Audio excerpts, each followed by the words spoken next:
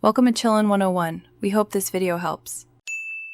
You start by gathering essentials: string winder, wire cutters, tuner, and a fresh steel set, so you won't stop mid-job.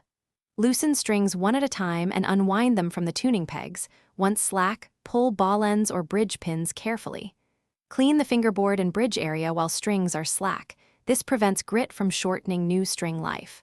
Once done with one string, move systematically to the next, so you maintain neck stability and avoid abrupt. Now install strings in order, usually low to high or reverse. Feed the string through the bridge so the ball end seats on the saddle, or insert bridge pin properly. Pull the string to the tuning peg, leaving about 2 to 3 inches of slack for winding, or plan for 2 to 3 winds. Wind the string neatly. Guide wraps down the post and toward the peg face, so the string locks and sits cleanly. Make sure spacing over the nut and saddle is even. It affects tone and playability. You finish by tuning each string up to pitch slowly, using an electronic tuner to reach accurate notes. Don't overshoot. Once close, manually stretch each string gently along its length and retune. Repeat until tuning holds over 10 to 15 minutes.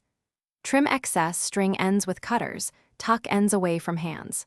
Finally, check intonation at the 12th fret and adjust saddle position if needed, because accurate intonation ensures chords sound in tune across the neck. If persistent buzzing